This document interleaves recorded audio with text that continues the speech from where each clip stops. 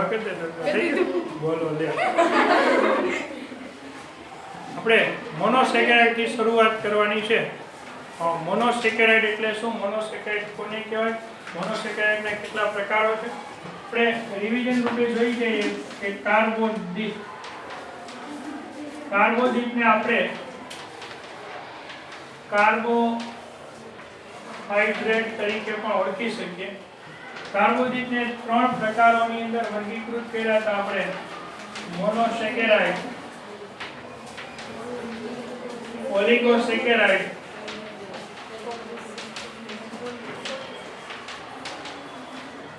અને પોલિસેકેરાઇડ। સામાન્ય રીતે આપણને ત્રણ પ્રકાર આવા ભણવામાં આવતા હોય છે, મોનોસેકેરાઇડ, ડાઇસેકેરાઇડ અને પોલિસેકેરાઇડ। ઓલિગોસેકેરાઇડ આપણે ઓછું ભણવામાં આવશે, પણ તમારે કેમિસ્ટ્રીની અંદર આગળ આવશે કે આવા ત્રણ પ્રકાર મેઇન આ છે, મોનોસેકેરાઇડ, ઓલિગોસેકેરાઇડ અને પોલિસેકેરાઇડ।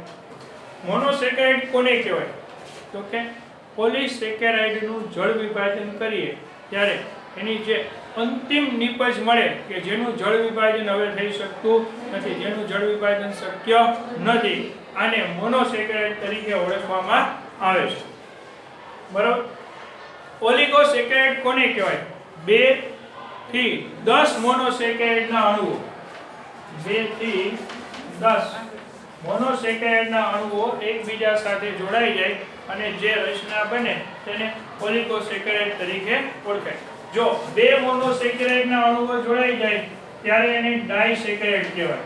2 મોનોસેકેરાઇડ જોડાય ત્યારે એને ડાઇસેકેરાઇડ, 3 મોનોસેકેરાઇડ જોડાય ત્યારે એને શું કહેવામાં આવે છે? ટ્રાઇસેકેરાઇડ, 4 મોનોસેકેરાઇડ જોડાય ત્યારે ટેટ્રા, 5 મોનોસેકેરાઇડ જોડાય આવી રીતના અપ ટુ કેટલી 10 મોનોસેકેરાઇડ જોડે ત્યાં સુધી એને ઓલિગોસેકેરાઇડનો એક પેટા પ્રકાર કહી શકાય। અને પોલિસેકેરાઇડ એટલે 10 થી વધુ મોનોસેકેરાઇડના અણુઓ એકબીજા સાથે જોડાય અને લાંબી શૃંખલા બનાવે એને કે નામે ઓળખવામાં આવે છે? પોલિસેકેરાઇડ તરીકે ઓળખવામાં આવે છે। હવે આપણે મોનોસેકેરાઇડ વિશેની કેટલીક ચર્ચા કરતા જઈએ તો મોનોસેકેરાઇડ તો કે તેના બંધારણમાં કાર્બન, હાઇડ્રોજન અને ઓક્સિજન આવેલા હોય છે। મોનોસેકેરાઇડ તો કે તેના બંધારણમાં કાર્બન, હાઇડ્રોજન અને ઓક્સિજન પરમાણુઓ ભાગ લેતા જોવા મળે છે, જેમાં સામાન્ય રીતે હાઇડ્રોજન અને ઓક્સિજનનું પ્રમાણ 2:1 જેટલું હોય છે, પણ એમાં કેટલાક અપવાદ છે, જેમ કે ડીઓક્સીરિબોઝ એવી મોનોસેકેરાઇડ છે કે જેમાં હાઇડ્રોજન અને ઓક્સિજનનું 2:1 પ્રમાણ જળવાતું નથી। ત્યાર પછી રેમેનોઝ, આ પણ એવી અપવાદરૂપ મોનોસેકેરાઇડ છે, 6 કાર્બન યુક્ત, ડીઓક્સીરિબોઝ 5 કાર્બન યુક્ત છે, આમાં પણ 2:1 નું પ્રમાણ જળવાતું નથી। આટલું ક્લિયર કરી દઈએ। હવે આ મોનોસેકેરાઇડ છે એ મોનોસેકેરાઇડનું સામાન્ય સૂત્રની અંદર જોઈએ તો એનું સામાન્ય સૂત્ર છે CnH2OM, જ્યાં n બરાબર m અથવા તો n નોટ m, બરાબર છે। અને n નું મૂલ્ય કાર્બનની સંખ્યા ઉપર આધાર રાખતું હોય છે। n નું મૂલ્ય કોના ઉપર આધાર રાખે છે? કાર્બનની સંખ્યા ઉપર n નું મૂલ્ય આધાર રાખતું જોવા મળે છે। આટલું બરાબર? બધાને ક્લિયર થઈ ગયું? ફરી પાછું રિવિઝનમાં, મોનોસેકેરાઇડના પરમાણુ કયા? Carbon, hydrogen, oxygen. હાઇડ્રોજન ઓક્સિજનનું પ્રમાણ મુખ્યત્વે 2:1, એના બે અપવાદ છે જેમાં 2:1 પ્રમાણ જળવાતું નથી।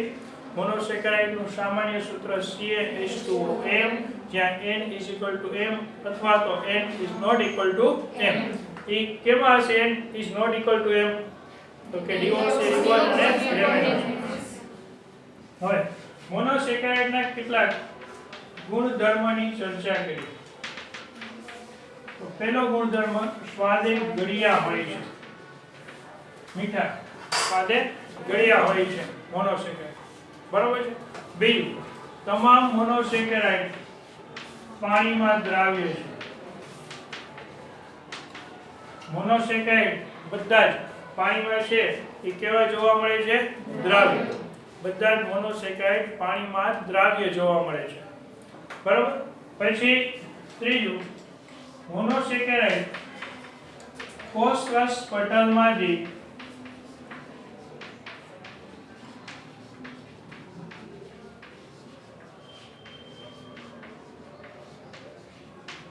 થઈ શકે છે.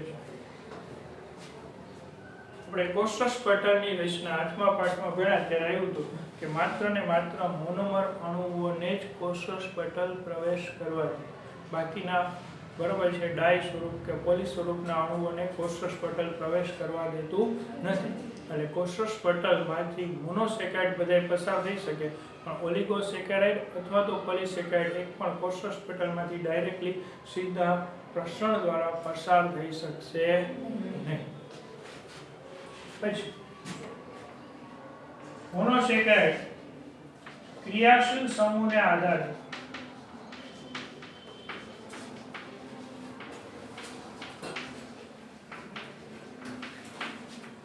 બે ક્રિયાશીલ સમૂહ ધરાવે છે, એક આલ્ડીહાઇડ અને બીજું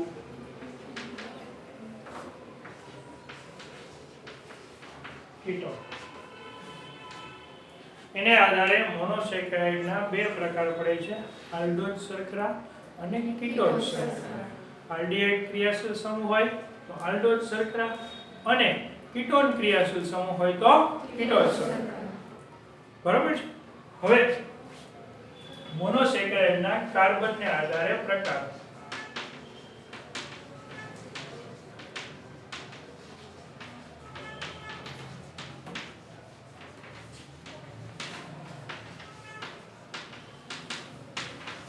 તો કાર્બનને આધારે મોનોસેકેરાઇડના પ્રકારોની અંદર જોઈએ તો દાખલા તરીકે 3 કાર્બનયુક્ત મોનોસેકેરાઇડ હોય તો ટ્રાયોઝ કહેવાય, 4 કાર્બનયુક્ત મોનોસેકેરાઇડ હોય તો ટેટ્રોઝ મોનોસેકેરાઇડ કહેશું. હું મોનોસેકેરાઇડ પાછળ બધામાં લખતો નથી. 5 કાર્બનયુક્ત હોય તો પેન્ટોઝ મોનોસેકેરાઇડ, 6 કાર્બનયુક્ત હોય તો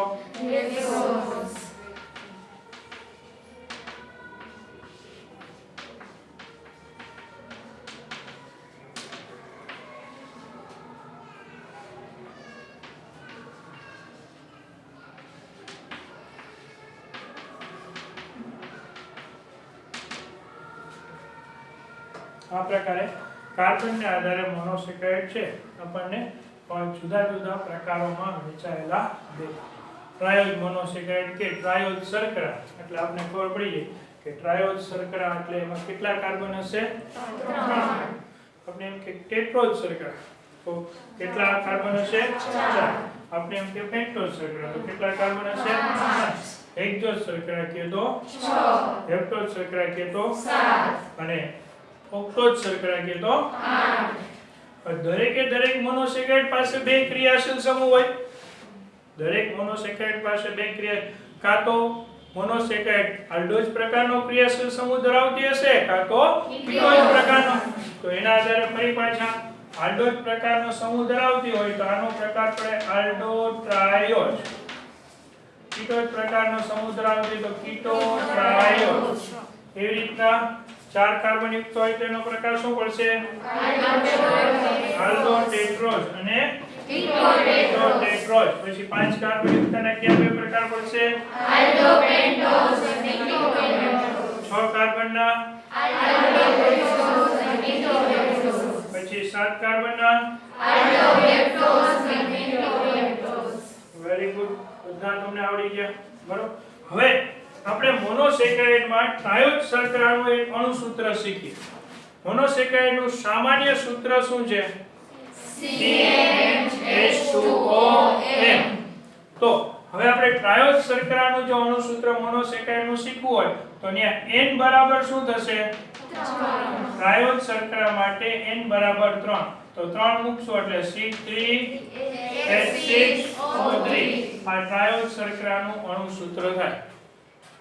C3H6O3. બરાબર છે. એવી રીતના ટેટ્રોજ શર્કરાનું અણુસૂત્ર C4H10O4 પેન્ટોઝનું અણુસૂત્ર C5H10O5 પેન્ટોઝનું અણુસૂત્ર થશે C5H10O5 પરંતુ ડીઓક્સીરિબોઝ એક પ્રકારની એવી પેન્ટોઝ શર્કરા છે કે જેનું અણુસૂત્ર C5H10O4 થાય છે ડીઓક્સીરિબોઝ સિવાયની બધી પેન્ટોઝ શર્કરાનું અણુસૂત્ર થશે C5H10O5 પણ ડીઓક્સીરિબોઝનું અણુસૂત્ર થશે C5H10O4 હવે એક ઓક્સિજન ઓછો હોય છે આપણે લખ્યું હતું ને અપવાદરૂપી 2:1 નું પાલન કરતું નથી ત્યાર પછી ડીઓક્સીરિબોઝ પછી આપણે જોઈએ હેક્ઝોઝ શર્કરા તો હેક્ઝોઝ શર્કરાનું અણુસૂત્ર શું બનવું જોઈએ C6H12O6 બરાબર એમાં રેમેનોઝ છે હેક્ઝોઝ શર્કરા છે જે 2:1 નું પાલન કરતી નથી તો રેમેનોઝ નું અણુસૂત્ર શું થશે C6H12O5 વાહ બરાબર ખૂબ સરસ અને ત્યાર પછી હેપ્ટોઝ નું C7H14O7 તો બધાના અણુસૂત્ર આપણને ખાલી એક વખતથી આવડી ગયા આપણે ખાલી યાદ રાખવાના બે અપવાદ કે જેમાં અણુસૂત્ર ખાલી બદલશે અને MCQ માટે અગત્યના બે અપવાદ છે ડીઓક્સીરિબોઝ નું અણુસૂત્ર શું છે તો C5H10O4 નીટ માટેથી પણ આપણે અગત્યનું રહેશે ઘણી વખત આપણે પૂછવામાં આવે કે C5H10O4 શર્કરા ધરાવતા અણુ નીચેના પૈકી કયા છે તો રિબોઝ શર્કરા ડીઓક્સીરિબોઝ શર્કરા જેના બંધારણમાં હોય એ અણુને ગોતવા પડે અને ડીઓક્સીરિબોઝ શર્કરાનો બનેલો અણુ છે DNA ડીઓક્સીરિબોઝનો બનેલો અણુ કયો છે DNA છે એ ડીઓક્સીરિબોઝનો બનેલો અણુ છે આટલું ક્લિયર થઈ ગયું બધાને બરાબર તો હવે આપણે ટ્રાયોઝ શર્કરા ટેટ્રોઝ શર્કરા પેન્ટોઝ શર્કરા હેક્ઝોઝ હેપ્ટોઝ એના આલ્ડોઝના પ્રકારો એના બંધારણીય સ્ટ્રક્ચર પેન્ટોઝના પ્રકારો એના બંધારણીય સ્ટ્રક્ચર એની ચર્ચા છે એ કરીએ છીએ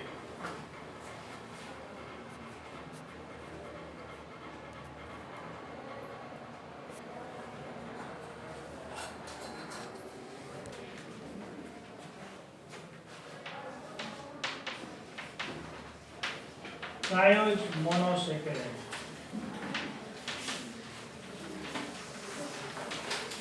બે પ્રકાર મુખ્ય પડશે ક્યાં બે પ્રકાર પડશે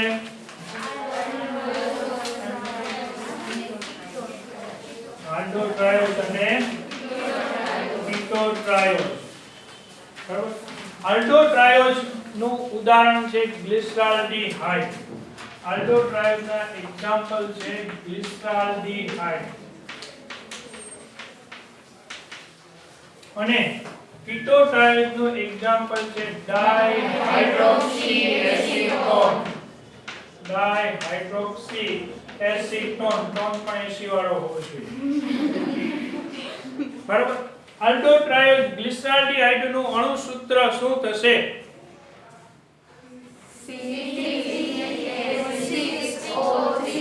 C3H6O3 ડાયહાઇડ્રોક્સીએસીટોન નું અણુસૂત્ર શું થશે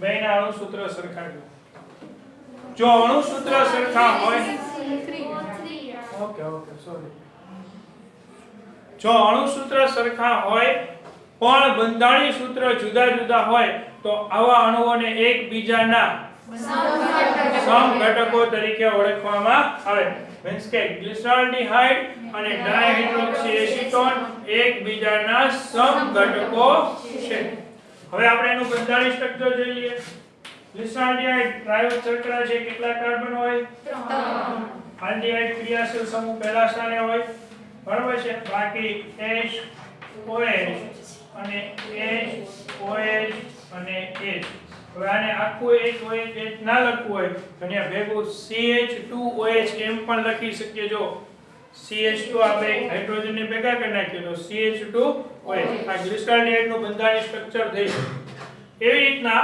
ડાયહાઇડ્રોક્સીએસીટોન નું બંધારણીય structure CH2OH C double bond O CH2OH આ ડાયહાઇડ્રોક્સી એસિટોન નું બંધારણીય સ્ટ્રક્ચર થાય. આપણને બંધારણીય સ્ટ્રક્ચર ન આવડે તો કોઈ વાંધો નથી, પણ બેયના નામ આવડતા હોવા. ગ્લિસરાલ્ડિહાઇડ આપણે વારંવાર કયા સ્વરૂપે વાપરશું? તો ગ્લિસરાલ્ડિહાઇડને આપણે ફોસ્ફોગ્લિસરાલ્ડિહાઇડ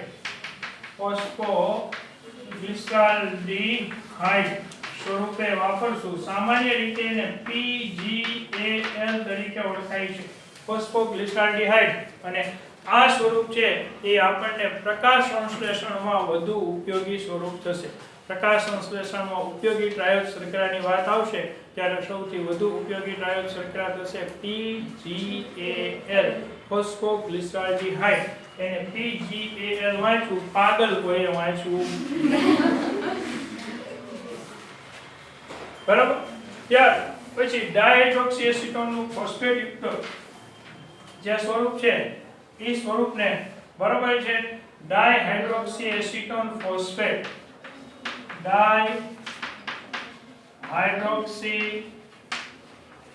એસિટોન ફોસ્ફેટ અને DHAP તરીકે ઓળખાય છે. ડાયહાઇડ્રોક્સી એસિટોન ફોસ્ફેટ આ પણ પ્રકાશ સંશ્લેષણ શ્વસન સાથે સંકળાયેલી છે. બરાબર છે. પણ મેઇન આનું કાર્ય શ્વસનમાં, ઓનું મેઇન પ્રકાશ સંશ્લેષણ. બે પ્રકાશ સંશ્લેષણ અને શ્વસન સાથે સંકળાયેલી ટ્રાયોડ શર્કરા છે. આપણને આવો એમસીક્યુ પૂછાય કે પ્રકાશ સંશ્લેષણ અને શ્વસનમાં સંકળાયેલી ટ્રાયોડ શર્કરાના નામ આપો, તો ગ્લિસરાલ્ડિહાઇડ અને ડાયહાઇડ્રોક્સી એસિટોન. પણ એ ખાલી એમનેમ નહીં, એના ફોસ્ફેટ યુક્ત સંયોજન સાથે. ખાલી એકલો ગ્લિસરાલ્ડિહાઇડ નથી, એનું ફોસ્ફેટ યુક્ત સંયોજન છે ફોસ્ફોગ્લિસરાલ્ડિહાઇડ. અને ખાલી ડાયહાઇડ્રોક્સી એસિટોન એકલી નથી, એનું સંયોજન છે ડાયહાઇડ્રોક્સી એસિટોન ફોસ્ફેટ. આટલું ખ્યાલ આવી ગયું? તો આ બે વસ્તુની નામ યાદ કરી લેવું. અથવા તો એમ પૂછાય કે ફોસ્ફેટ યુક્ત આલ્ડો ટ્રાયોડનું ઉદાહરણ, ફોસ્ફેટ યુક્ત કીટો ટ્રાયોડનું ઉદાહરણ, તો એનું ઉદાહરણ બે બાજુ ફોસ્ફેટ લગાવવાનું. રેડી? આ લખવું હોય તો કંઈક લખી નાખજો.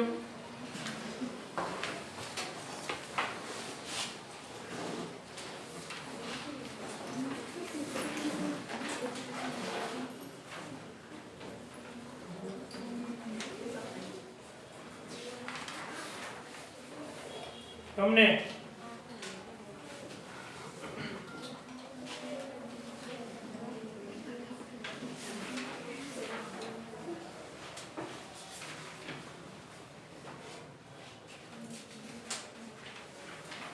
હવે આપણે એવી રીતના ટેટ્રોડ શર્કરાની ચર્ચા કરીએ. ટેટ્રોડ શર્કરા એટલે કેટલા કાર્બન આવેલા હશે? 4.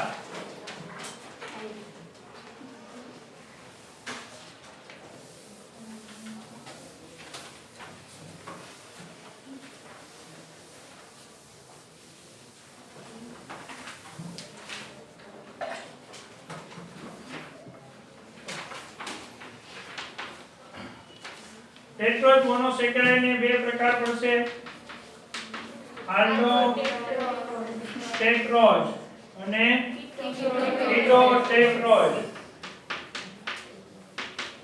એનું અણુસૂત્ર C4H8O4.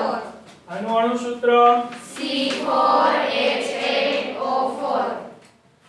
રેડી? આલ્ડોટેટ્રોડ, ઇરિથ્રોઝ. આલ્ડોટેટ્રોડ નું ઉદાહરણ છે ઇરિથ્રોઝ, અથવા એને એરિથ્રોઝ તરીકે પણ ઓળખી શકાય. એરિથ્રોઝ અથવા તો એરિથ્રોઝ. અને એરિથ્રુલોઝ.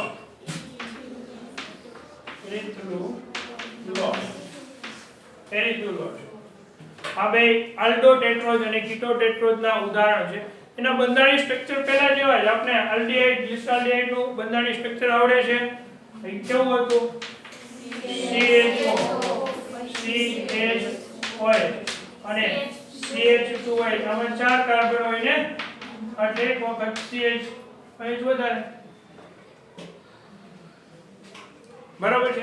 જ્યારે ઇરિથ્રોલોઝમાં CH2OH, અહીંયા બીજા કાર્બન ઉપર C ડબલ બનવો, CHOH અને CH2OH. ઇરિથ્રોલોઝ સાવ સિમ્પલ. આ બંને પણ પ્રકાશ સંશ્લેષણ સાથે ગ્લુકોઝના નિર્માણમાં ભાગ લેતી શર્કરાઓ છે. બરાબર. તમને આ ઉદાહરણ યાદ આવવા જોઈએ. ટેટ્રોજ શર્કરાઓ ખાસ એટલી ઉપયોગી નહીં થાય એટલે ટેટ્રોજનો વધારે સ્ટડી કરવાનો આપણે આવશે નહીં. હવે પેન્ટોજ શર્કરા એટલે કેટલા કાર્બન યુક્ત? 5 કાર્બન યુક્ત. 5 કાર્બન યુક્ત પેન્ટોજ શર્કરામાં કઈ પેન્ટોજ શર્કરા 5 કાર્બન યુક્ત છે એની ચર્ચા કરતા જઈએ આપણે. આલ્ડોપેન્ટોજ અને કીટોપેન્ટોજ 5 કાર્બન યુક્ત પેન્ટોજ છે. આલ્ડોપેન્ટોજ અને કીટોપેન્ટોજ. હવે આલ્ડોપેન્ટોજ ની અંદર જોઈએ તેના એક્ઝામ્પલ એનું અણુસૂત્ર લખી નાખીએ.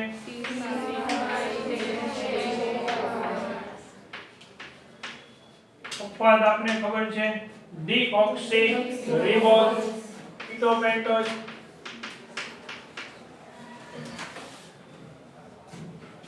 પહેલું example ribose CHO CHOH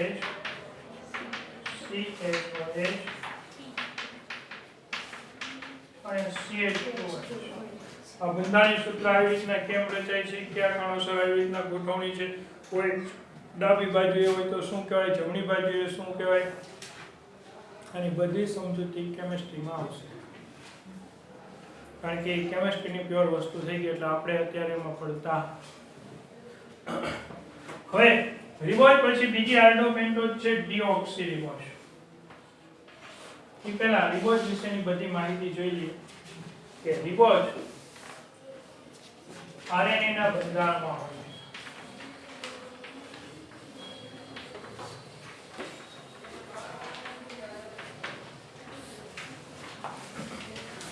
RNA તમારે ડીએનએ અને આરએનએ આવા નામની કઈ માહિતી ક્યારે આવી છે ભૂતકાળમાં? બંને ન્યુક્લિક એસિડ છે. આરએનએ અને ડીએનએ બંને ન્યુક્લિક એસિડ છે. આરએનએ ના બંધારણમાં રિબોઝ શર્કરા આવેલી હોય અને ડીએનએ ના બંધારણમાં ડીઓક્સી રિબોઝ શર્કરા આવેલી હોય. આરએનએ ના બંધારણમાં રિબોઝ શર્કરા હોય અને ડીએનએ ના બંધારણમાં ડીઓક્સી રિબોઝ. બંને ન્યુક્લિક એસિડ છે અને વારસાગમનની ક્રિયાઓ સાથે સંકળાયેલા છે. ન્યુક્લિક એસિડ વારસાગમન સાથે બરાબર છે સંકળાયેલા અણુઓ છે. એમાં વધુ વારસાગમન માટે અનુકૂલિત થયેલો અણુ ડીએનએ છે. છતાં પણ આરએનએ પણ કેટલાક વાયરસની અંદર જનીન દ્રવ્ય તરીકે વર્તે છે. બાકી આ વાયરસને બાદ ગણાવીએ તો બાકી તમામ પ્રાણીઓમાં કોષ કેન્દ્રીય જનીન દ્રવ્ય તરીકે ડીએનએ જ હોય છે. બરાબર છે. રંગસૂત્ર બધા સંપૂર્ણપણે શેના બનેલા હોય છે? ડીએનએ ના બનેલા જોવા મળે છે. ડીએનએ સાથે પ્રોટીન પણ સંકળાયેલા હોય છે. આપણે આગળ 8મા પાઠમાં શીખી ગયેલા છીએ. બરાબર. એટલે રિબોઝ શર્કરા એ આલ્ડોપેન્ટોજ પ્રકારની શર્કરા છે અને આ રિબોઝ શર્કરા છે એ આરએનએ ના બંધારણમાં હોય છે. આ કાયમી માટે યાદ રાખવું, 2 વર્ષ આપણને આ ઉપયોગી થશે. ત્યાર પછી બીજું ઉદાહરણ છે ડીઓક્સી રિબોઝ.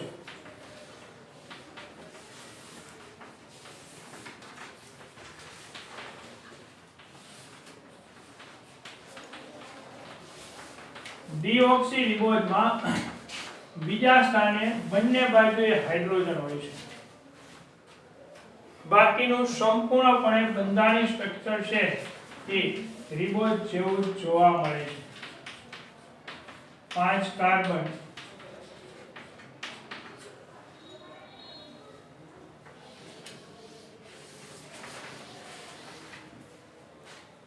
રિબોઝમાં બીજા સ્થાને H કાર્બન સાથે હાઇડ્રોજન અને OH સમૂહ જોડાયેલો હોય, જ્યારે ડીઓક્સી રિબોઝમાં બીજા કાર્બન સાથે માત્ર 2 સ્થાને કોણ જોડાયેલું હોય છે? હાઇડ્રોજન. એટલે ડીઓક્સી રિબોઝનું અણુસૂત્ર C5H10O4. ડીઓક્સી રિબોઝ ડીએનએ ના બંધારણમાં આવેલી છે. ડીએનએ બંધારણમાં રહેલી શર્કરા કઈ? તો તો કે ડીએનએ બંધારણમાં રહેલી શર્કરા ડીઓક્સી રિબોઝ. બરાબર. પછી કીટોપેન્ટોઝ નું ઉદાહરણ છે રિબ્યુલોઝ. બરાબર છે. આપણે જે અગત્યની ઉપયોગી શર્કરા છે એની જ વાત કરીએ છીએ. હજી એક આલ્ડોપેન્ટોઝ છે ઝાયલોઝ. બરાબર છે. આલ્ડોપેન્ટોઝ નું બીજું એક્ઝામ્પલ એક છે ઝાયલોઝ.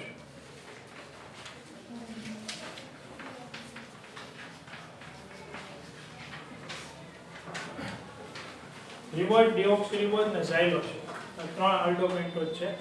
બરાબર છે. પણ આપણે ઝાયલોઝ ની બહુ ક્યાંય ઉપયોગીતા આવતી નથી એટલે ઝાયલોઝ વિશેની ઇન્ફોર્મેશન શોધતા નથી. એવી રીતના રિબ્યુલોઝ અને પછીનો એક એક્ઝામ્પલ છે ઝાયલ્યુલોઝ. આપણે રિબ્યુલોઝ ની ચર્ચા કરશું.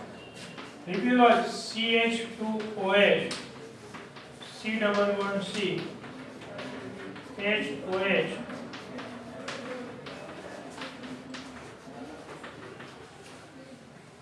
રિબ્યુલોઝ શર્કરા પ્રકાશ સંશ્લેષણની અંદર ઉપયોગી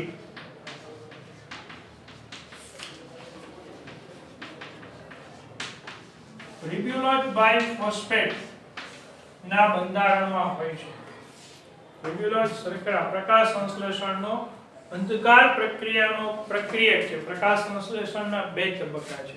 એક પ્રકાશ સંશ્લેષણનો તબક્કો દિવસ દરમિયાન જેને પ્રકાશ પ્રક્રિયા કહેવાય અને પ્રકાશ સંશ્લેષણનો બીજો તબક્કો પ્રકાશની હાજરી કે ગેરહાજરી ગમે એમાં થાય જેને અંધકાર તબક્કા તરીકે ઓળખાય છે. પહેલો તબક્કો છે પ્રકાશ પ્રક્રિયા, એ માત્ર પ્રકાશની હાજરીમાં જ થાય. જ્યારે બીજો તબક્કો છે અંધકાર પ્રક્રિયા, પ્રકાશની હાજરીમાં થાય અને પ્રકાશની ગેરહાજરી. જે પ્રકાશની હાજરીમાં થાય છે આ તબક્કો છે એમાં નહીં, પણ જે પ્રકાશની હાજરી કે ગેરહાજરી બંનેમાં થાય છે અને અંધકાર પ્રક્રિયા કહેવાય. અને અંધકાર પ્રક્રિયામાં પ્રક્રિયક તરીકે રહેલો અણુ રિબ્યુલોઝ બાયફોસ્ફેટ હોય છે. RUBP એનું પૂર્ણ નામ થાય છે રિબ્યુલોઝ બાયફોસ્ફેટ. RUBP નું પૂર્ણ નામ થાય છે રિબ્યુલોઝ બાયફોસ્ફેટ. પ્રકાશ સંશ્લેષણની અંધકાર પ્રક્રિયાનો પ્રક્રિયક છે. પ્રકાશ સંશ્લેષણની અંધકાર પ્રક્રિયાનો પ્રક્રિયક છે રિબ્યુલોઝ બાયફોસ્ફેટ.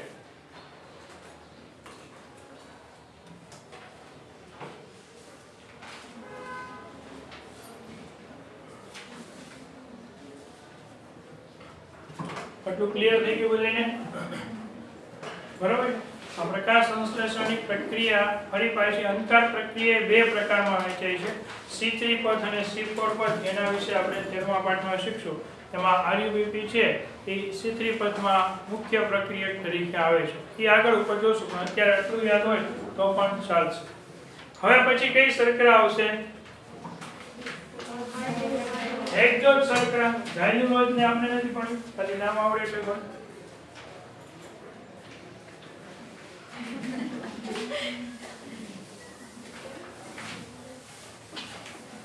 તો હેક્ઝોઝ શર્કરા વિશે આપણે માહિતી ભણીએ. હેક્ઝોઝ મોનોસેકારાઇડ એના પ્રકારોની ચર્ચા કરતા જઈએ.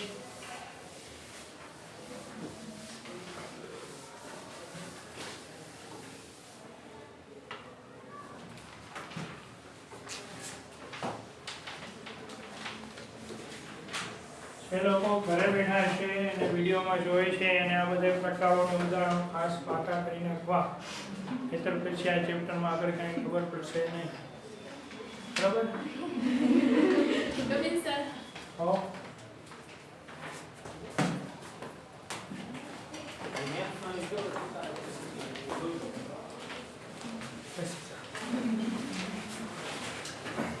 હવે આપણે હેક્ઝોઝ શર્કરાની ચર્ચા કરીએ.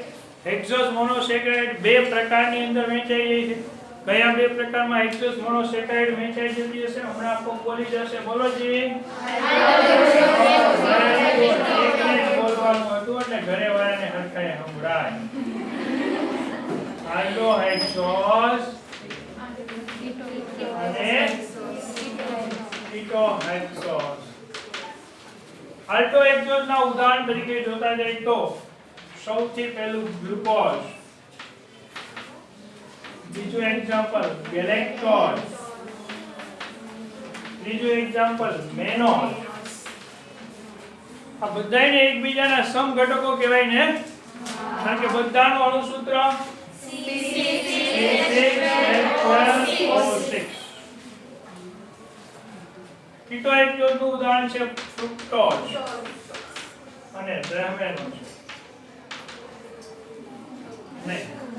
રેમેનોઝ પણ આલ્ટો એક્ઝોઝનો જ પ્રકાર છે. રેમેનોઝ પણ કેનો પ્રકાર છે? આલ્ટો એક્ઝોઝનો ચોથો પ્રકાર છે રેમેનોઝ, જેનું બંધારણીય સૂત્ર અણુસૂત્ર થશે C6H12O5. બાકી બધાયનું અણુસૂત્ર C6H12O6. ડન એટલું? બરાબર. હવે ગ્લુકોઝનું બંધારણીય સ્ટ્રક્ચર આપણે લખી દઈએ. CHO C HOH C OH C HOH CH2H. પછી ગેલેક્ટોઝમાં CHO